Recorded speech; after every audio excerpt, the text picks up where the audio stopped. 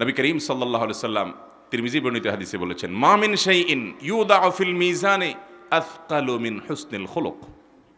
মিজানের পাল্লায় যত নেক আমল উঠানো হবে, বান্দার আখলাক, তার আচরণ, তার ম্যানার্স, মানুষের অধিকার সম্পর্কে সচেতনতা, এই বিষয়গুলো, আখলাকের বিষয়গুলো, এই আমলগুলো যখন বান্দার মিজানে নেক আমলের পাল্লায় উঠবে, তো অন্য সমস্ত আমলের চাইতে এই আমলটা অনেক বেশি ভারী হবে।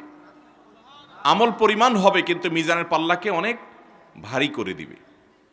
নবী করিম সাল্লাল্লাহু আলাইহি সাল্লাম আরেক হাদিসে বলেছেন, আনা যাইমুন বিবাইতিন ফি আলাল জান্নাহ, জান্নাতের সর্বোচ্চ শিখরে, সর্বোচ্চ জায়গায়, সর্বোন্নত জায়গায় আমি আল্লাহর কাছ থেকে ওই মানুষদেরকে পাইয়ে দেওয়ার দায়িত্ব নিচ্ছি, লিমান হাসানা খুলুকাহ, যারা তাদের আখলাকটাকে সুন্দর করতে পারবে। সুন্দর আখলাকের সবচেয়ে বড় যে গুণ, সেটি হলো সবর এবং ধৈর্য। যার মধ্যে সবর যত কম, তার ভিতরে কল্যাণ তত কম। যার ভিতরে ধৈর্য যত বেশি, তার ভিতরে কল্যাণ তত বেশি। নবী করিম সাল্লাল্লাহু আলাইহি সাল্লাম এক সাহাবীকে, এক ব্যক্তিকে দেখে বলেছেন, ফিকা খাসলাতাইন, তোমার ভিতরে দুটি গুণ আছে। এর ভিতরে একটা হলো আল হিলমু, আর একটা আছে ওয়াল আনাত। তোমার ভিতরে সহনশীলতার একটা গুণ আছে, ধীরস্থিরতার একটা গুণ আছে, ঠান্ডা মাথায় সব কাজ করা। এই গুণটাকে আল্লাহ তাআলা অনেক বেশি ভালোবাসেন এবং পছন্দ করেন। মুহতারাম হাজিরিন, এই সবর এবং ধৈর্য, এটা আজ আমাদের ঘরে ঘরে অনেক বেশি পাওয়া যায় না? অভাব আছে? অভাব আছে। অভাব শুধু আমাদের বড়দের মধ্যে নেই, ছোট ছোট পিচ্ছি পিচ্ছি পোলাপানও দেখবেন এমন বেসবরের বেসবর। আমরা যখন ছোটবেলায় ছোট ছোট বাচ্চাদেরকে দেখছি, আপনারাও দেখছেন, কাদা মাটিতে গড়াগড়ি খেয়েছে, খানা দিলে খাইছে, খুব বেশি ক্ষুধা লাগছে তো একটু কান্নাকাটি করছে, বেশি জোরে ধমক দিছে তো চুপ হয়ে গেছে, ঠিক না? আর এখনকার অবস্থা কি? পিচ্ছি পিচ্ছি পোলাপান দেখবেন যে চুলের থেকে নুন খসলে, চুন থেকে নুন খসলেই দেখবেন যে আসার ফিসা শুরু করছে, চিল্লাচিল্লি শুরু করছে, ধমক শুরু করছে, সবাই অস্থির, তাকে কোনোভাবে ঠান্ডা করা যায় না। মা বাবা অনেক সময় গর্ব করে বলে যে খুব রাগী, মানে ভাবখানা এমন যে এটা খুব ইতিবাচক একটা বিষয়। ছেলে যে অসুস্থ, মেয়েটা যে অসুস্থ, বাচ্চাটা যে অসুস্থ, এটা বোঝার ক্ষমতাও তার নাই। মুহতারাম হাজরিন, এই সবর এবং ধৈর্য, একজন ইমানদার এই গুণটা যত বেশি নিজের মধ্যে অর্জন করতে পারবে, সে আল্লাহ তাআলার কাছে তত প্রিয় মানুষ হতে পারবে, আল্লাহর নৈকট্য তার তত বেশি অর্জন হবে। কারণ আল্লাহ তাআলা কোরআনে কারিমে ঘোষণা করেছেন, ইন্নাল্লাহা মাআস সাবিরিন, আল্লাহ তাআলা ধৈর্যশীল মানুষদের সাথে। আল্লাহর সাহায্য, আল্লাহর নসরত এবং আল্লাহর মাইয়াত, এটা হবে, আল্লাহর নৈকট্য হবে সবরকারী মানুষদের সাথে, না রাগী মানুষদের সাথে। আজকাল ঘরে ঘরে আমাদের মধ্যে দেখবেন বদমেজাজি মানুষ, এত বদমেজাজি মানুষ, এত বেসবর মানুষ, যে এখন সবাই নিজের বদমেজাজিটাকে আমরা জাস্টিফাই করার জন্য বলি যে আমি কোনো অন্যায় সহ্য করতে পারি না, আমার উল্টাপাল্টা দেখলে মাথা গরম হয়ে যায়। শুনছেন না এসব কথাবার্তা? এই কথা যে বলে, ওই আল্লাহর বান্দা দেখবেন নিজে বহুত অপকর্ম, বহুত অপরাধ, বহু গুনাহ ঠান্ডা মাথায় করে যাচ্ছে। ওনার মাথা গরম হয় এটা ঠিক, সেটা আরেকজনেরটা দেখলে। মাথা গরম হয় কখন? আরেকজনের উল্টাপাল্টা দেখলে। নিজের উল্টাপাল্টাগুলো উনি খুব ঠান্ডা মাথায় হজম করে যান, ওইটাকে দুধ কলা দিয়ে পোষেন। ভাইরা আমার, এই একটি গুণ, এই গুণটি যদি কোনো ইমানদার নিজের মধ্যে অর্জন করতে পারেন, তো আল্লাহ রাব্বুল আলামিন নৈকট্য লাভ করবেন শুধু নয়, আল্লাহর সবচেয়ে প্রিয় পাত্র হতে পারবেন। কারণ আল্লাহ রাব্বুল আলামিন কোরআনে বলেছেন, ওয়াল্লাহু ইউহিব্বুস সাবিরিন, ধৈর্যশীল এবং সবরকারী মানুষদেরকে আল্লাহ তাআলা ভালোবাসেন, পছন্দ করেন। ভাইরা আমার, এই জন্য আমাদের প্রিয় নবী সাল্লাল্লাহু আলাইহি সাল্লামকে দেখবেন যে তার গোটা জীবন ছিল চ্যালেঞ্জে ভরা। শত বাধা, শত বিপত্তি, শত চ্যালেঞ্জকে কিভাবে ওভারকাম করতে হয়, ঠান্ডা মাথায় খুব বিচক্ষণতার সাথে খুব চিন্তাশীলভাবে প্রতিটা কাজকে তিনি সম্পাদন করে মাত্র 23 বছরের জীবনে, নবী হওয়ার পর 23 বছর সুযোগ পেয়ে গোটা পৃথিবীর মোড় পরিবর্তন করে দিয়ে চলে গেছেন। ভাইরা আমার, আল্লাহ রাব্বুল আলামিন এই জন্য কোরআন হাকিমের অন্য আয়াতে বলেছেন, ওয়াজআলনা মিনহুম আইম্মাতান ইয়াহদুনা বিআমরিনা লাম্মা সাবারু ওয়া কানু বিআয়াতিনা মুকিনুন। আল্লাহ রাব্বুল আলামিন কোরআনে হাকিমে বলেছেন, যারা সবর করবে এবং ওয়া কানু বিআয়াতিনা ইউকিনুন, আমার আয়াতের উপরে ইয়াকিন রাখবে এবং সবর করবে, এই গুণটা যারা নিজের মধ্যে অর্জন করতে পারবে, এদেরকে আমি নেতৃত্ব দান করব। এরা ইমাম হবে এবং আমার পথে মানুষকে নির্দেশ করবে, আহ্বান করবে। আল্লাহ রাব্বুল আলামিন নেতৃত্ব দিবেন সবরের মাধ্যমে। নবী করিম সাল্লাল্লাহু আলাইহি সাল্লাম গোটা পৃথিবীর মানুষের অবস্থার পরিবর্তন করার জন্য নেতৃত্ব দিয়েছেন। গোটা পৃথিবীর মানুষকে জাহান্নামমুখী যাত্রা থেকে ফিরিয়ে জান্নাতমুখী করে দিয়েছেন। এই দুনিয়ার যে পট পরিবর্তন করেছেন, গোটা পৃথিবীর অন্ধকার দূর করে আলোতে পরিপূর্ণ করে ফেলেছেন। তার মধ্যে যে বৈশিষ্ট্যগুলো আল্লাহ তাআলা দিয়েছেন, নবী হিসাবে, রাসূল হিসাবে, দুনিয়ার লিডারি করার জন্য, নেতৃত্ব দেওয়ার জন্য, তার ভিতরে অন্যতম গুণ ছিল সবর এবং ধৈর্য। আজও মুসলমান ঘরে ঘরে, প্রত্যেকটা মুসলমান ব্যক্তিগতভাবে আমরা যদি সবরকারী হতে পারি, ধৈর্যশীল হতে পারি, অনেক আমাদের সামনে ব্যত্যয় হবে। আমি যা চাইব তার ব্যতিক্রম হবে, আমি যা চাবো তা সব কিছু বেটে বলে হবে না। ইমানদার হাসি মুখে সেটাকে বরণ করার যোগ্যতা, গুণ তার মধ্যে অর্জন করতে হবে। অনেক মানুষ দেখবেন 5 ওয়াক্ত নামাজি, মাশাআল্লাহ, মুখে আল্লাহ রাব্বুল আলামিন দায় রাখার তৌফিকও তাকে দিয়েছেন। তিনি হয়তো হক হালালি চলার চেষ্টা করেন, হালাল উপার্জনও হয়তো করেন, অনেক ভালো ভালো গুণ আছে, কিন্তু ভয়ঙ্কর কিসিমের বদমেজাজি আছে না নাই?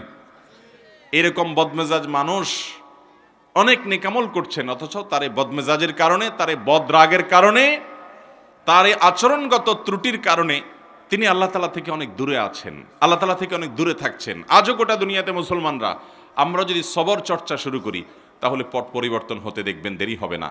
অথচ আমাদের দেশে বেশিরভাগ মানুষ মুসলমান হওয়া সত্ত্বেও দেখবেন সামান্য ছোটখাটো বিষয়কে কেন্দ্র করে বিরাট তুলকালাম কাণ্ড হয়ে যায়। হয় কি হয় না? পত্রিকার পাতা খুললেই দেখবেন যে স্ত্রীকে বলছে জামাটা আগায় দেওয়ার জন্য, দিতে একটু দেরি হয়েছে, বাস তালাক দিয়ে বসে আছে। হয় কি হয় না? বিয়ের বাড়িতে গেছে, চিংড়ি মাছ দেওয়ার কথা ছিল, দেয় নাই, এই জন্য চেয়ার টেবিল দিয়ে মারামারি করতে করতে বিয়ে ভেঙে গেছে। আমাদের দেশে হয় কি হয় না এগুলা? যেখানে গেছে বরযাত্রী, ওই বাড়িতে যায় খাওয়ার অধিকারই তার নাই, আবার চিংড়ি মাছ দাবি করতেছে। আমি নাম দিছি এটার বদযাত্রী। বিয়েতে অলিমা খাওয়াবে ছেলে পক্ষ, সেখানে মেয়ের বাবার বাড়িতে যায় তো যায়, আবার চুক্তি করে যায়, আমাদের 300 লোক যাবে, 250 লোক যাবে, 200 লোক যাবে, না 400 লোক যাবে, বার্গেনিং করে যায়। এর চাইতে বড় ভিখারি, এর চাইতে বড় বেহায়াপনা, এর চেয়ে বড় ডাকাতি আল্লাহ জমিন আর কি আছে বলেন? ওই বেচারা একটা মেয়ে, আস্ত মেয়ে বড় করে দিয়েছে, এখন আবার তার মেয়েটা বিদায় বেলায় আপনার 200-300 মানুষকে খাওয়াইতে হবে, তাও আবার চিংড়ি দিতে দেরি হয়েছে, অথবা চিংড়ি দেয় নাই, এক আইটেম হয় নাই, সেজন্য মারামারি হচ্ছে। এই রকম গরম মাথার লোক এই দেশের অলিতে গলিতে, রাস্তাঘাটে, ঘরে ঘরে, দোকানে পাটে, অফিসে, আদালতে, মসজিদে, মাদ্রাসায়, সব জায়গায়। ভাইরা আমার, আমাদের আত্মশুদ্ধি, নিজেকে সংশোধন করবার জন্য এই রোগটা আগে ধরতে হবে যে এই রোগটা আমার মধ্যে আছে। শয়তান কিন্তু ওই রোগটাকেই আপনার মধ্যে গুণ হিসাবে দেখাবে যে না, আমি একেবারে অন্যায়ের বিরুদ্ধে, আমি বড় আপোষহীন, আমি বাতিলের বাতিলের কণ্ঠস্বর তো হয় না, বাতিলের আতঙ্ক।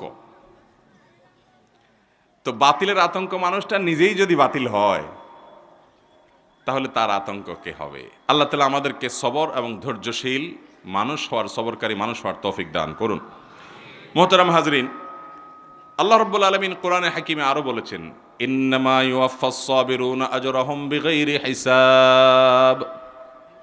যারা ধৈর্য ধারণ করতে পারবে, সবর করতে পারবে, যারা হটমেজাজি হবে না, যারা হুটহাট করে কিছু করবে না, আল্লাহ রাব্বুল আলামিন তাদের বিনিময় গুনে গুনে দিবেন না, হিসেব করে করে দিবেন না, হিসেব ছাড়া দিবেন, বিনা হিসাবে দিবেন আল্লাহ তাআলা।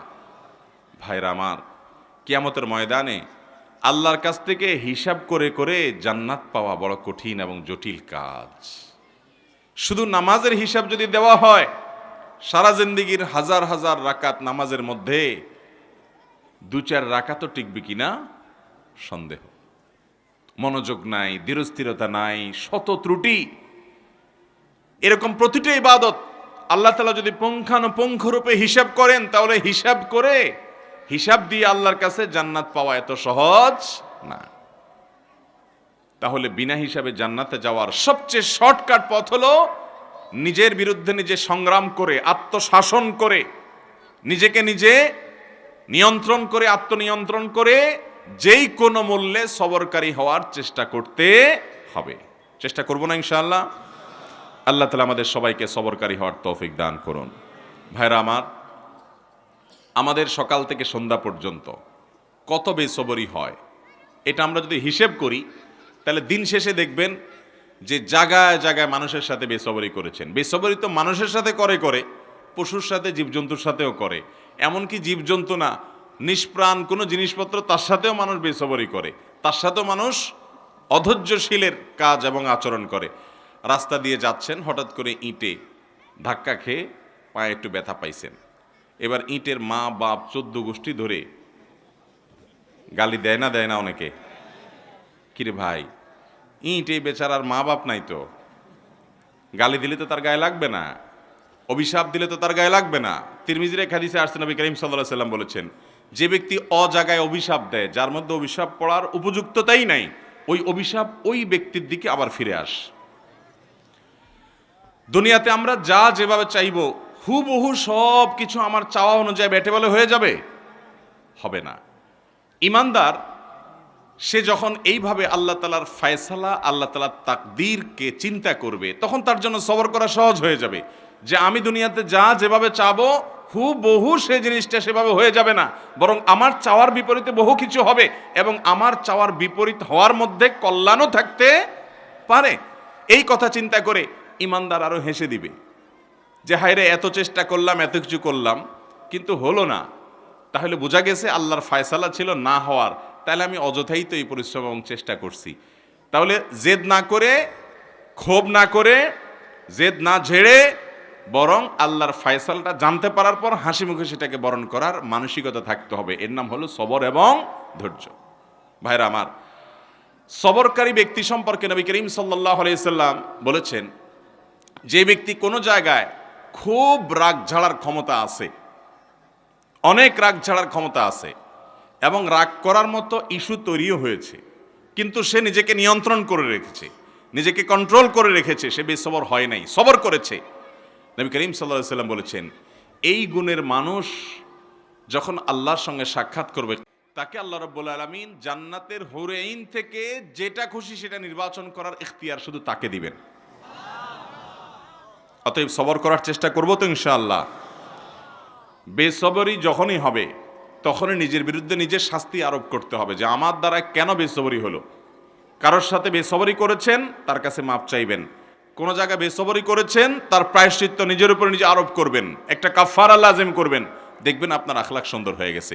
বেসবরকারী মানুষকে আল্লাহও অপছন্দ করেন, বান্দারাও দেখতে পারে। আর সবরকারী মানুষকে আল্লাহ তাআলা ঘোষণা দিয়েছেন কোরআনে, আল্লাহু ইউহিব্বুস সাবিরিন, ধৈর্যশীল ঠান্ডা মাথার মানুষগুলোকে আল্লাহ তাআলাও পছন্দ করেন, এবং দুনিয়ার মানুষও এই মানুষগুলোকে পছন্দ করে এবং ভালোবাসে। মোহতারাম হাজরিন, নবী করিম সাল্লাল্লাহু আলাইহি ওয়াসাল্লাম নিজেকে নিয়ন্ত্রণ করার গুরুত্ব বোঝাতে গিয়ে একবার সাহাবীদেরকে দেখলেন যে কোনো এক জায়গায় তাদের জটলা পড়ে গেছে। কি হয়েছে? সেখানে কোনো একটা কুস্তি বা এই টাইপের কোনো খেলাধুলা কম্পিটিশন চলছে। তো একজন খুব বাহাদুর কিসিমের আছে, শক্তিশালী, এই পলোয়ান কিসিমের মানুষটাকে কেউ হারাতে পারছে না, তার সাথে যে কম্পিটিটর আছে সবাইকে এসে হারায় ফেলা। তখন সবাই অবাক হয়ে যাচ্ছে, সবচেয়ে বড় বীর এই লোকটা। নবী করিম সাল্লাল্লাহু আলাইহি ওয়াসাল্লাম বলেছেন, এই লোকটা বীর বুঝলাম, এর চাইতে বড় বীর আছে, তোমাদেরকে কি আমি পরিচয় করাই দেবো? সাহাবীরা বলে, অবশ্যই। এর চাইতে বড় বীর কে আছে দেখতে চাই, আমরা জানতে চাই তার কথা।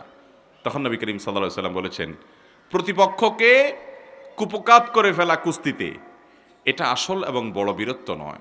আসল বীরত্ব হলো যে ব্যক্তির মাথা গরম হওয়ার মতো যথেষ্ট কারণ উপস্থিত হয়েছে, এরপরও সে ঠান্ডা মাথায় নিজেকে কন্ট্রোল করে ধরে রাখতে পারছে, এই ব্যক্তি হলো আসল বীর, সত্যিকারের বীর, সত্যিকারের বাহাদুর।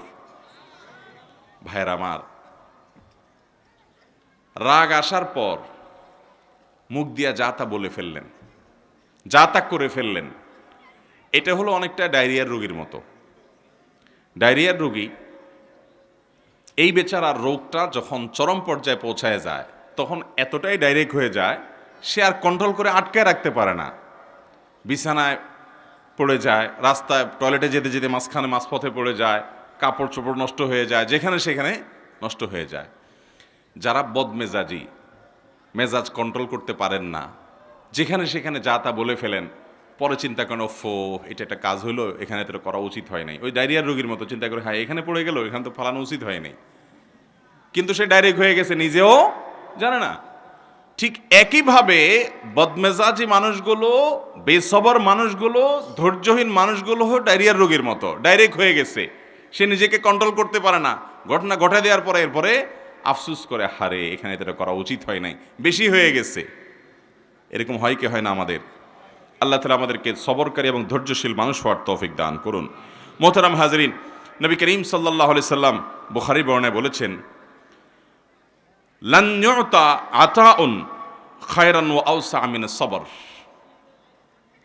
সবরের চাইতে, ধৈর্যের চাইতে সবচেয়ে বড় সম্পদ এবং সবচেয়ে বড় দান আল্লাহ তাআলার তরফ থেকে অধিক কল্যাণ আর কোনো কিছু দেওয়া হয় নাই। যাকে এটা দেওয়া হয়েছে সে সবচেয়ে বেশি কল্যাণের অধিকারী হয়েছে, সে সবচেয়ে বেশি আল্লাহ রাব্বুল আলামিনের কাছ থেকে মঙ্গলের অধিকারী হয়েছে, সে সবচেয়ে বড় দামি সম্পদ পেয়েছে, যে তাকে আল্লাহ তাআলা সবর এবং ধৈর্য দিয়েছে। কোরআনে হাকিম আল্লাহ তাআলা আরও বলেছেন, ইয়াকুম মিনকুম 20 সাবিরুন, তোমাদের মধ্যে 20 জন যদি ধৈর্যশীল মানুষ থাকে, মুসলমানদের মধ্যে 20 জন ধৈর্যশীল মানুষ যদি থাকে, তাহলে আল্লাহ রাব্বুল আলামিন ঘোষণা দিয়েছেন, ইয়াগলিবু মিআতাইন, তারা 200 জন মানুষের সাথে লড়াই করে জিতে যাবে। 200 জনের সাথে 20 জন জিতবে, যদি কি থাকে? সবরকারী থাকে, ধৈর্যশীল মানুষ থাকে। তার মানে সবরকারী মানুষকে আল্লাহ তাআলা দুনিয়াতে বিজয় দেন, সাফল্য দেন, একটু সময়ের অপেক্ষা। আর বদমেজাজি মানুষ জায়গা জায়গা বেইজ্জত হয়, অপমান হয়, দুনিয়া ধ্বংস হয়, আখিরাত ধ্বংস হয়, সে কখনো সে হাসি হাসতে পারে না। দুনিয়াতে যত নবী রাসূল এসেছেন, প্রত্যেক নবী রাসূলকে আল্লাহ তাআলা সবরের পরীক্ষা নিয়েছেন, কঠিন থেকে কঠিন পরীক্ষা নিয়েছেন, আর তারা সবাই সে পরীক্ষা উত্তীর্ণ হয়েছেন। আপনি দেখেন, একেবারে শুরু থেকে দেখবেন, আদম আলাইহিস সালামের জীবনে পরীক্ষা ছিল, তিনি সবর করেছেন। সুলাইমান আলাইহিস সালাম মহারাজা ছিলেন, গোটা দুনিয়ার রাজত্ব করেছেন, তারপরও পরীক্ষা এসেছে। রাজত্ব কিছু সময়ের জন্য চলে গেছে, নানামুখী পরীক্ষা আরও এসেছে, সবর করেছেন।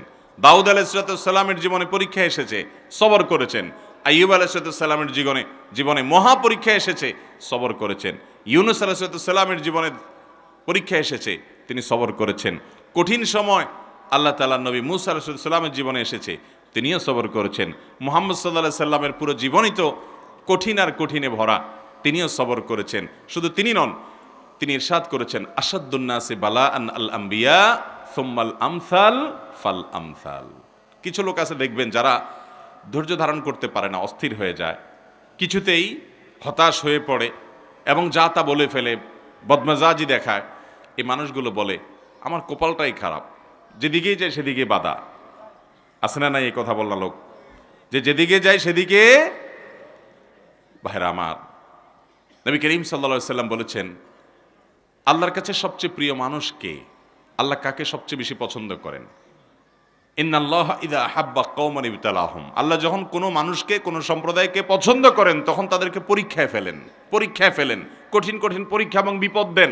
আল্লাহ তাআলা পরখ করেন যে এই ব্যক্তি কতটা ধৈর্য ধারণ করতে পারে, যদিও আল্লাহ তাআলা সবকিছু জানেন, আলিমুল গায়ব। অতএব নবীদের জীবনে সবচেয়ে বেশি বিপদ আসছে। আপনি আমাদের নবী করিম সাল্লাল্লাহু আলাইহি সাল্লামের পুরো জীবন ইতিহাস পড়েন, পুরো সিরাত পড়েন, দেখবেন যে মক্কার জীবনে পদে পদে বাধা, পদে পদে বাধা। মক্কা থেকে মদিনা চলে আসছেন, আর শান্তির ফুলগোধারা চালু হয়েছে, ব্যাপারটা এরকম না। বরং সেখানেও দেখা গেছে সেখানকার ইয়াহুদিরা ডিস্টার্ব করেছে, মক্কার মুশরিকরা ডিস্টার্ব করেছে, আশপাশে বেদুইনরা ডিস্টার্ব করেছে, নানামুখী বাধা, মুনাফিকদের ডিস্টার্ব, একের পর এক শুধুমাত্র ডিস্টার্ব, বিপদই বিপদ। এই সকল বিপদ সারা জীবন মোকাবেলা করে এই সকল বিপদ থেকে উত্তরণের পথ তিনি খুঁজে বের করেছেন খুব ঠান্ডা মাথায়, বুদ্ধিমত্তার সাথে, সবরের সাথে, ধৈর্যের সাথে। আল্লাহ তাআলা আমাদের সবাইকে সেরকম ধৈর্যশীল মানুষদের কাতারে শামিল হওয়ার তৌফিক দান করুন। ভাইরা আমার, সাহাবীদের ভিতরে দেখবেন সেই সকল মানুষগুলো আল্লাহ তাআলার প্রিয় পাত্র হয়েছেন যারা সবর করেছেন। বেলাল রাদিয়াল্লাহু তাআলা আনহু, সুহাইব রাদিয়াল্লাহু তাআলা আনহু এবং আরো অনেক সাহাবায়ে কেরাম এবং আইম্মে মুজতাহিদিনদের মধ্যে দেখবেন ইমাম আযম আবু হানিফা রাহিমাহুল্লাহ, ইমাম শাফি রাহিমাহুল্লাহ, ইমাম আহমদ ইবনে হাম্বল রাহিমাহুমুল্লাহ, আরো বড় বড় ইমামদেরকে দেখবেন তাদের জীবনে শুধু পরীক্ষা, টর্চার, বিপদ, জুলুম এগুলা সহ্য করে তারা আল্লাহ তাআলার প্রিয় পাত্র হয়েছেন। আমরা চাই যে না, সব কিছু আমার বেটে বলে হয়ে যাবে। যার ভিতরে তাওহীদ যত মজবুত থাকে, আল্লাহর প্রতি ঈমান যত স্ট্রং থাকে, সে তত সবরকারী হয়, তত ধৈর্যশীল হয়। যার ভিতরে তাওহীদ যত দুর্বল থাকে, সে তত বেসবর হয়। কারণ আল্লাহ তাআলার জাতের প্রতি যদি ঈমান থাকে, সে বিশ্বাস করে যে আল্লাহ তাআলা আমার কল্যাণ আমার চাইতে ভালো বুঝেন, অতএব আমি যা চাইছি তা হয় নাই, ওকে তাহলে আল্লাহর উপর আমি ছেড়ে দিলাম, আমি খুশি আল্লাহর ফয়সালায়। আল্লাহর প্রতি ঈমানের দুর্বলতার অনেক প্রমাণের ভিতরে একটা বড় প্রমাণ হলো বেসবরি এবং ধৈর্যহীনতা। অতএব ধৈর্য ধরার চেষ্টা করবো তো ইনশাআল্লাহ। আল্লাহ তাআলা আমাদের সবাইকে তৌফিক দান করুন। নবী করিম সাল্লাল্লাহু আলাইহি সাল্লাম বলেছেন, কোন মুসলমানের জীবনে যদি কোনো মুসিবত আসে, কোনো বিপদ আসে, কোনো সমস্যা আসে, সঙ্গে সঙ্গে সে যদি ইন্না লিল্লাহি ওয়া ইন্না ইলাইহি রাজিউন পড়ে এবং আরেকটা দোয়া পড়ে, আল্লাহুম্মা জুরনি ফি মুসিবাতি ওয়াখলুফ লি খায়রাম মিনহা, আল্লাহ আমার যে বিপদ হয়েছে এই বিপদের বিপরীতে এর বিনিময়ে আপনি আমাকে সওয়াব দিয়েন, বিনিময় দিয়েন, এবং বিপদে আমার যে ক্ষতি হলো আপনি এর চাইতে ভালো কিছু দিয়ে আমাকে পোষায় দিয়েন। এই দোয়া যদি কেউ পড়ে তো আল্লাহ রাব্বুল আলামিন তার ওই বিপদে যা ক্ষতি হবে তার থেকে বেশি দিয়ে তাকে অবশ্যই পুষিয়ে দিবেন। উম্মে সালামা রাদিয়াল্লাহু তাআলা আনহা, নবী করিম সাল্লাল্লাহু আলাইহি সাল্লামের স্ত্রী, তিনি বলেন যে আমি নবী করিম সাল্লাল্লাহু আলাইহি সাল্লামকে কিভাবে পেয়েছি তোমরা জানো? অদ্ভুত ঘটনা, শিক্ষা নেওয়ার মতো একটা ঘটনা। তিনি বলেছেন যে আমার স্বামী আবু সালামা যখন মারা গেলেন, আমি খুব বেশি ব্যথিত হলাম, মর্মাহত হলাম যে একজন ভালো সঙ্গী হারালাম, স্বামীকে হারালাম। তো আল্লাহর কাছে আমি কেঁদে কেটে নবী সাল্লাল্লাহু আলাইহি সাল্লামের শেখানো এই দোয়াটা পড়েছি, আল্লাহুম্মা জুরনি ফি মুসিবাতি, আল্লাহ আমার মুসিবত এবং বিপদে আপনি আমাকে বিনিময় দিয়েন, বিপদ যে হলো এর বিনিময় আপনি আমাকে দিয়েন, ওয়াখলুফ লি খায়রাম মিনহা, এবং এই বিপদে আমার যা ক্ষতি হলো, আমি যে হারালাম স্বামীকে, তার চাইতে বেটার কিছু আমাকে দিয়েন। আমি দোয়া আল্লাহর কাছে করে গেছি সব সময়। আল্লাহ তাআলা আবু সালামা আমার স্বামীর মৃত্যুর পর অকল্পনীয়ভাবে, অভাবনীয়ভাবে আমাকে মুহাম্মদুর রাসূলুল্লাহ সাল্লাল্লাহু আলাইহি ওয়াসাল্লাম স্ত্রী বানিয়ে দিয়েছে। আবু সালামাকে হারিয়ে তার চাইতে বেটারটা পাইছেন না, পান নাই? মুহতারাম হাজিরিন, অতএব যেই কোনো বিপদে ইমানদারের ঈমান যত মজবুত হবে সে তত বেশি হাসতে পারবে যে আলহামদুলিল্লাহ আমার রব আমাকে যে অবস্থা রেখে খুশি, আমি অবস্থার উপরে খুশি, এবং বিপদ যতই আসবে আমি সেটাকে ওয়েলকাম করব, বেসবর হব না, ধৈর্যহীন হব না। আমাদের সংসারগুলোতে আজ যে অশান্তি, আমাদের সমাজে যে আজ বিশৃঙ্খলা, অশান্তি, এর মূল যদি কয়েকটা কারণ বের করা হয়, অন্যতম প্রধান কারণ হবে বেসবর, ধৈর্যহীনতা, সবরহীনতা। ঘরে ঘরে সংসারগুলো টিকছে না, ভেঙে খান হয়ে যাচ্ছে, প্রতি মুহূর্তে মুহূর্তে বিবাহ বিচ্ছেদের ঘটনা ঘটছে। অন্যতম কারণ ধৈর্য সহ্য নাই, ছেলেরও ধৈর্য নাই, মেয়েরও ধৈর্য নাই। কিছু হলেই সব হটমেজাজি হয়ে যায়, সবাই কাট্টি দেওয়া শুরু করে। কাট্টি বুঝেন তো? আপনাদের এলাকায় কি বলে? দোস্ত দোস্ত একটু অভিমান হলে, রাগারাগি হলে বলে না তোর সাথে কাট্টি, এই যে তোর সাথে আর কথা নাই। স্বামী স্ত্রীর মধ্যে আজকাল এই অবস্থা। প্রতিটি ঘরে ঘরে অশান্তির মূল কারণই হলো সবরহীনতা, যে ধৈর্য জিনিসটা আজ আমাদের কাছ থেকে নাই। এটাকে আমরা ইবাদত মনে করি না। একটা জটিলতা হলো আমালুল কুলুব বা অন্তরের আমলগুলোকে আমরা একেবারে কেয়ার করি না, অথচ অন্তরের আমলগুলোর গুরুত্ব অনেক বেশি। আমরা বাহ্যিক আমলকে গুরুত্ব দেই, নামাজ পড়া বাহ্যিক আমল, সিয়াম পালন করা বাহ্যিক আমল, যাকাত দেওয়া বাহ্যিক আমল, তেলাওয়াত করা বাহ্যিক আমল, এগুলো বাহ্যিক অঙ্গ প্রত্যঙ্গ দিয়ে, চোখ মুখ হাত পা এগুলো দিয়ে করতে হয়। কিছু আমল আছে যে আমলগুলো অন্তরের ভেতরে লালন করতে হয়, এগুলো দেখা যায় না, এর ভিতরে সবর অন্যতম। এই আমলটা যদি কেউ করতে পারে, ভেতরে যদি ধৈর্যটা আনতে পারে, এটা নিজের সঙ্গে নিজে সংগ্রাম করে করতে হয়, এর জন্য লড়াই করতে হয়, এর জন্য সমালোচনা করতে হয়, নিজের হিসাব মিলাতে হয় যে আমি মানুষটা কতটা ধৈর্যশীল, কতটা ধৈর্যহীন, আমি কতটা হটমেজাজি হই, বউয়ের সাথে কয়বার আমি বদমেজাজি দেখাই, বউ হিসাবে তিনি চিন্তা করবেন স্বামীর সাথে কয়বার তিনি বদমেজাজি করেন, প্রতিদিনের হিসাব মিলাবেন, এরপর তিনি নিজের যোগ বিয়োগ করে নিজেকে সংশোধনের চেষ্টা করবেন। আমরা চেষ্টা করবো তো ইনশাআল্লাহ। আল্লাহ রাব্বুল আলামিন আপনাকে, আমাকে, আমাদের সবাইকে সবরকারী মানুষদের কাতারে শামিল হওয়ার তৌফিক দান করুন। মুহতারাম হাজিরিন, নবী করিম সাল্লাল্লাহু আলাইহি ওয়াসাল্লাম তিনি তার সাহাবা একরামকে সবরের প্রশিক্ষণ দিয়েছেন। এমন কিছু সাহাবী সঙ্গী তিনি পেয়েছেন যারা ধৈর্যের রুদ্রমূর্তি প্রতীক ছিলেন, তারা এরকম দৃষ্টান্ত ছিলেন যে তাদের ধৈর্য, এক একজনের সবরকে আমরা যদি অ্যানালাইসিস করি তো বিশাল বড় বড় হিস্ট্রি হয়ে যাবে, অনেক বড় দাস্তান হয়ে যাবে, শুধুমাত্র এক একজন সাহাবীর সবরকে যদি আপনি অ্যানালাইসিস করেন, গবেষণা করেন। আজ মুসলমানদের মধ্যে এটার বড় বেশি অভাব। সবর করার চেষ্টা করবো তো ইনশাআল্লাহ। মুশকিল হলো আমরা যারা বদমেজাজ, আমাদের সবর কিভাবে আসবে? আমরা অনেকে চেষ্টা করি কিন্তু ধৈর্য ধারণ করতে পারি না। ওই যে ডায়রিয়ার রোগীর মতো ডাইরেক্ট হয়ে যায়, হুটহাট করে যা তা বলে ফেলি, পরে আফসোস করি। তো সবর আনার জন্য কিছু আমল আছে ভাইরা। নাম্বার 1, আপনার ভিতরে সবর আনার জন্য আপনি প্রতিনিয়ত আল্লাহ রাব্বুল আলামিনের কাছে দোয়া করবেন যে আল্লাহ আপনি আমাকে সবর এবং ধৈর্য ধারণ করার তৌফিক দান করেন। যেই কোনো বদামল দূরের জন্য আল্লাহ তাআলার কাছে পানাহ চাইতে হয়। নবী আলাইহিস সালাম পানাহ চাইতেন, এই জন্য আল্লাহর কাছে দোয়া করতে হবে। নাম্বার 2, ধৈর্যশীল মানুষদের সাথে থাকতে হবে। কিছু মানুষ আছে দেখবেন যে তুফান হয়ে গেছে কিন্তু উনি ঠান্ডা মাথায় সব কিছু ডিল করছেন, অস্থির হচ্ছেন না, হুলস্থুল করছেন না, এবং খুব ঠান্ডা মাথায় উনি শান্ত মেজাজে সব কিছু ডিল করে ফেলছেন, সব কিছু সমাধান করে ফেলছেন। এরকম কিছু ঠান্ডা মাথার মানুষ সব সমাজে আছে। এই মানুষগুলোকে খুঁজে খুঁজে বের করে এদের সাথে থাকবেন, দেখবেন যে আপনি যেটার কারণে আগুন হয়ে যেতেন উনি সেটার ব্যাপারে দেখবেন যে একেবারে ঠান্ডা পানির মতো শীতল, উনি একেবারে অস্থিরতা দেখাচ্ছেন না।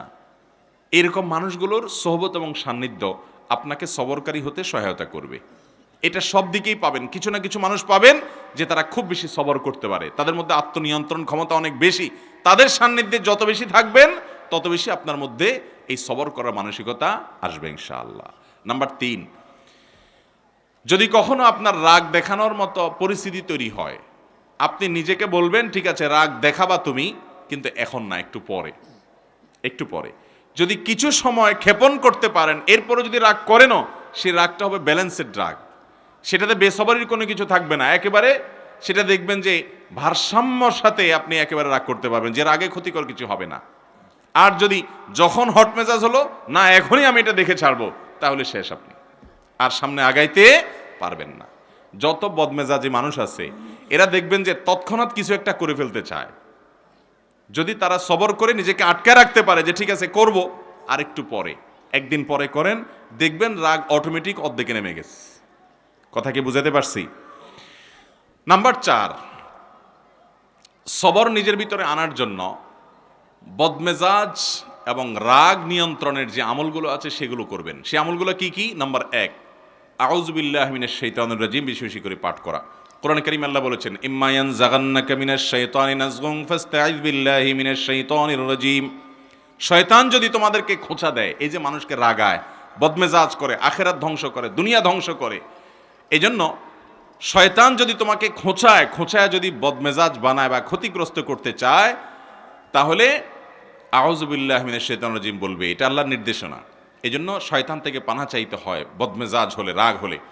এক ব্যক্তি নবী করিম সাল্লাল্লাহু আলাইহি সাল্লামের সময় রাগ হচ্ছিলেন, খুব রাগান্বিত, ক্রোধান্ধ হয়ে গেছে, রাগে অগ্নিশর্মা হয়ে গেছে।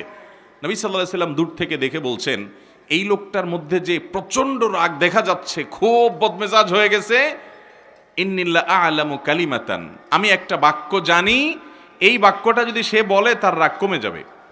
তখন নবী সাল্লাল্লাহু আলাইহি সাল্লাম তাকে শুনিয়ে শুনিয়ে দূর থেকে সেই বাক্যটা পাঠ করলেন, সেটা হলো আউযু বিল্লাহি মিনাশ শাইতানির রাজিম। এই বাক্য পাঠ করার পর ওই লোকটা দূর থেকে শুনছে, শুনে তিনি ওই বাক্যটা পাঠ করলেন এবং তার বদমেজাজি আল্লাহ রাব্বুল আলামিন দূর করলেন।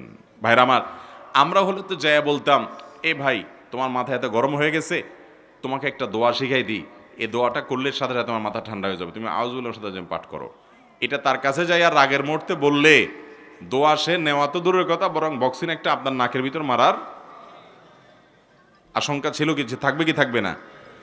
নবী করিম সাল্লাল্লাহু আলাইহি সাল্লামের হিকমা দেখেন, উনি নবী হওয়ার পরও উম্মতকে পর্যন্ত সরাসরি এইরকম পরিস্থিতিতে কোনো কিছু বললে সে মানতে পারে কি পারে না, সেজন্য তার কাছ থেকে নবী আলাইহিস সালাম সে আশা করছেন না যে তাকে এই মুহূর্তে বলা যাবে, তিনি দূর থেকে বললেন এবং তিনি শুনে শুনে ঠান্ডা হলেন। এই জন্য আউযু বিল্লাহি মিনাশ শাইতানির রাজিম পাঠ করবেন।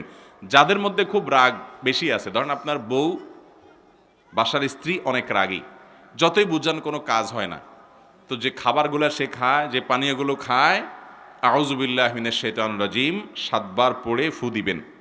আবার দেখে যেন না ফেলে, খবরদার, দেখলে কিন্তু খবর আছে, বলবো যে কি মন্ত্র পড়ে কি করছো, আরেক যুদ্ধ বাঁধবে কিন্তু। এই জন্য আর যদি দেখায় করতে চান তাহলে আগে আগে বলবেন, দেখো আমি কিন্তু কোনো ঝামেলা করতেছি না, শুধু আউযুবিল্লাহ পড়ে ফু দিচ্ছি। তো যদি বলে যে আউযুবিল্লাহ পড়ে কেন ফু দিছো, যদি বলেন যে তোমার রাগ অনেক বেশি, তাহলে আরেক যুদ্ধ হইতে পারে, এটা আরেক মুসিবত, এটা সাবধানে করতে হবে। একই কথা পুরুষদের বেলায়ও, মহিলারা পুরুষদের জন্য আমলটা করবেন, বাচ্চাদের জন্য এই আমলটা অনেক বেশি উপকারী। যেটা বলছিলাম শুরুতে, আজকাল বাচ্চারা সব ক্রেজি হয়ে গেছে, সব বাচ্চা দেখবেন ঘরে ঘরে ক্রেজি বুঝেন তো, মানে সব রাগী, এমন রাগী যে শুধু ভাঙচুর করবে চতুর্দিকে। অথচ আগে বাচ্চাদেরকে এত বদমেজাজি দেখা যেত না। এটার অনেক কারণ থাকতে পারে, আমার নিজস্ব একটা ভাবনা আছে। এর একটা কারণ আমার কাছে মনে হয়, সেটা হলো আজকাল বাচ্চাদেরকে আমরা নানান ভিডিও গেমস ইত্যাদিতে এত বেশি অভ্যস্ত করেছি, কার্টুন এত বেশি দেখাই, বিভিন্ন ডিভাইস দিয়ে এত বেশি খেলার জন্য তাদেরকে সুযোগ দিয়েছি যে এগুলোতে তারা সারাদিন শুধু মারামারি কাটাকাটি দেখে। গেমসের মধ্যে সে দেখে সামনে যা আছে সব শেষ করে ফেলাও, ঠিক না ঠিক? গুলি করতে থাকো, তুমি সামনে আগাইতে পারবা, গুলি করতে পারো না তুমি শেষ। সাপ লুডু খেলতেছো, তাহলে সব খেয়ে ফেলো, তাহলে তুমি সামনে আগাইতে পারো। এই যে অন্যকে শেষ করলে সামনে আগানো যায়, আমাদের দেশেও দেখবেন যে এই অবস্থা।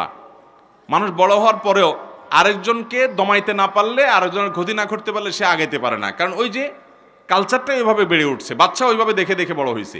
এই জন্য দেখবেন বাসায় কোনো মেহমান আসলে অনেক সময় দেখবেন ছোট পোলা পাইন ওই আঙ্কেলকে দেখে এরম ধরে ঠুস করে হাত দিয়ে পিস্তল মারে। তার মানে কি, ও সারাদিন মারামারি দেখছে, ও জানে সামনে যা আসে সব শুধু ঠুসঠাস করতে হয়, ফাইট করতে হয়, এটাই শিখছে। তো ও বদমেজাজ হবে না কি হবে, ওর মধ্যে উদ্ভট ভাব আসবে না কি হবে? বাচ্চাদেরকে আজ শারীরিক কসরত থেকে আমরা মাহরুম রেখেছি। বাচ্চাদেরকে শুধু মাহরুম রাখি নাই, আমরা নিজেরাও মাহরুম আছি। শারীরিক কসরত করে, ব্যায়াম করে, খেলাধুলা করে, দৌড়াদৌড়ি করে কিসে সুস্থ থাকবো?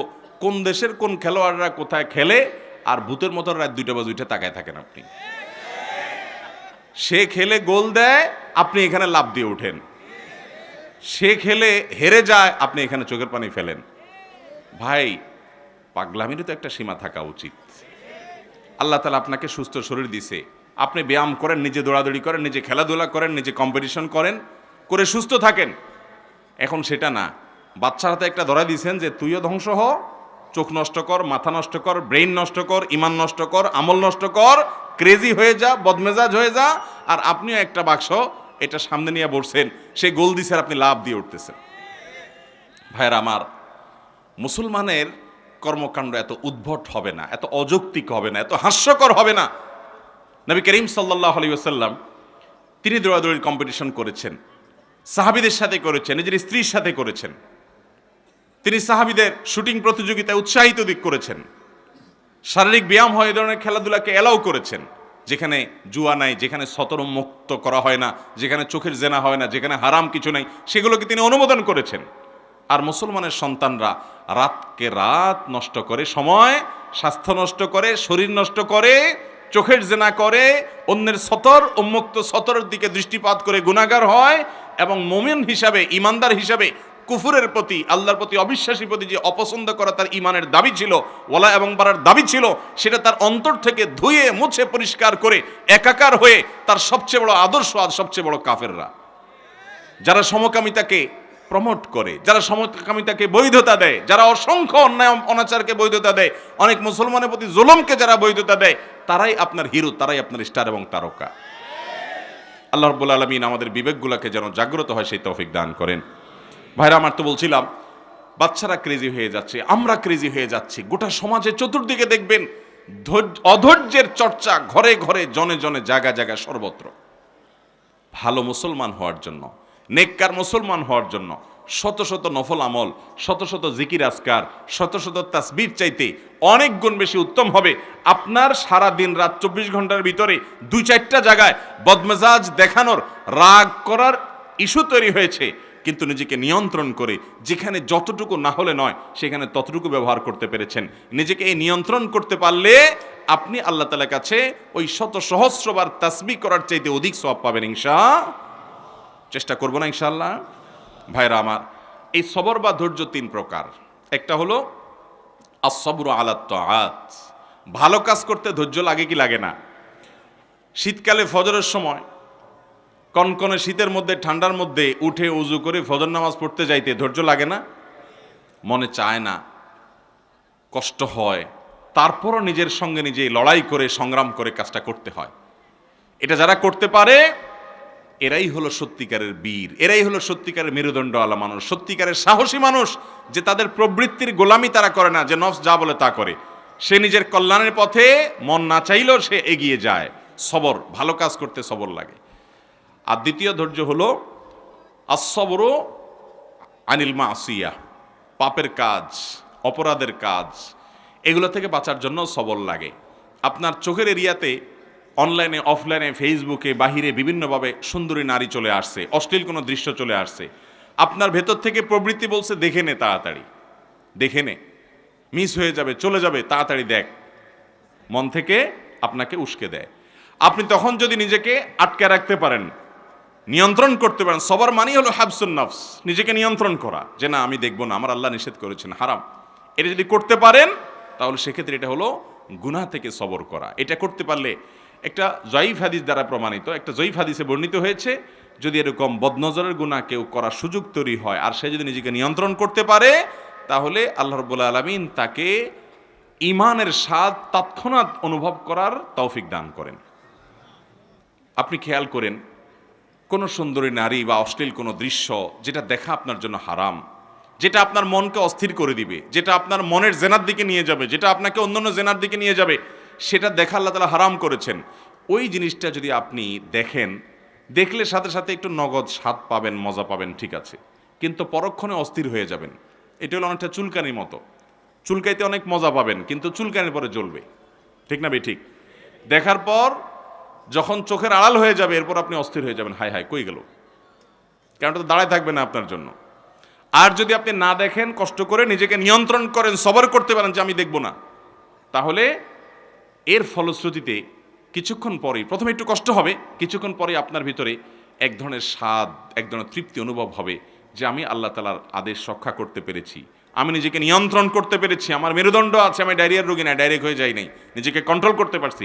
যাদের কন্ট্রোলিং পাওয়ার নেই, যেখানে সেখানে কাইত হয়ে যায়, যেখানে সেখানে যা তা মনে চায় সেটা করে ফেলে, তারা হলো বেসবর। একজন ইমানদার তিনি যখন গুনাহ থেকে বাঁচার জন্য এরকম চেষ্টা করেন, কসরত করেন এবং জিতে যান, তো এই ব্যক্তি হলেন প্রকৃত সবরকারী। আল্লাহ তাআলা আমাদেরকে প্রকৃত সবরকারী হওয়ার তৌফিক দান করুন। তাহলে সবর 3 প্রকার। একটা হলো ভালো কাজ করতে গেলে মনে চায় না, কষ্ট হয়, তারপরও ভালো কাজ করা, এটা এক প্রকারের সবর। মন্দ কাজ বা খারাপ কাজ করতে মনে চায়, যথেষ্ট কারণ আছে, তারপরও মন্দ কাজ করে না, ধৈর্য ধারণ করে, এটা হলো দ্বিতীয় প্রকার। আর তৃতীয় প্রকার সবর হলো আস-সবরু ইনদাল মুসিবাহ বা ইনদাল মাসায়েব, বিপদ আপদের সময় অধৈর্য না হয়ে আল্লাহ রাব্বুল আলামিন যে বিপদ আমাকে দিয়েছেন এর মধ্যে কল্যাণ আছে, এই বিশ্বাস এবং ইয়াকিন রেখে, কোনো কল্যাণ না হোক সওয়াব তো অবশ্যই পাবো। নবী করিম সাল্লাল্লাহু আলাইহি সাল্লাম বলেছেন, আজাবান লি আমরিল মুমিন ইন্না আমরাহু কুল্লাহু খায়র, ঈমানদারের বিষয়টা দেখে